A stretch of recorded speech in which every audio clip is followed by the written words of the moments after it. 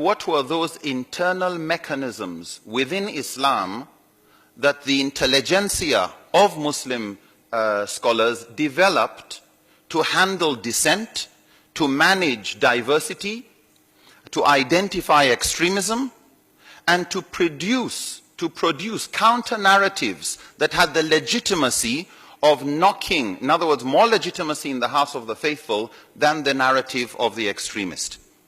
We were also interested not just in tackling extremism, but sometimes mainstream becomes extreme.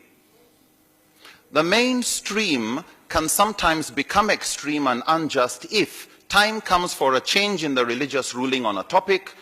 Situations have changed. Every scholar will say fatwa changes with the change of context.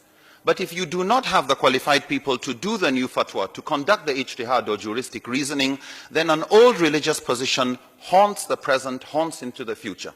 Why? Because you do not have the qualified people enough to change and give a more relevant teaching.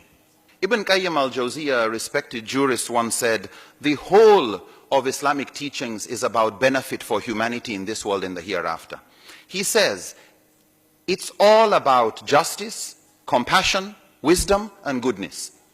That any teaching, any ruling that is presented by a scholar that moves from justice to injustice, from compassion to cruelty, from wisdom to folly, or from goodness to harm and evil, is a ruling that does not belong to Sharia, even if somebody claims it came from the text or an interpretation. The interpretation cannot be correct if it conflicts with the clear objectives of the text.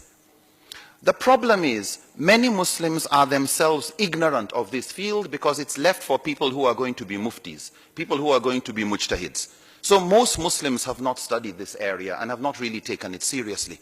People go online and get fatwas. It's like going to get a prescription from a doctor that has not diagnosed you and doesn't know where you are coming from. Yeah, that's the danger of online sources.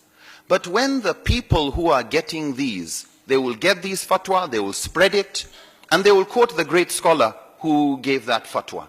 Does it fit the context? This person doesn't know. All he knows is some great scholar said so. What we find is unqualified micro-mujtahids, online and offline. People talking with religious authority who do not have the authority. They don't understand the importance of context. They don't understand the rules of interpretation, nor are they even aware of when a teaching is off the objectives of the teaching, and therefore they should caution themselves and go ask somebody who knows better. And you can't have censorship. You can't stop people from going online.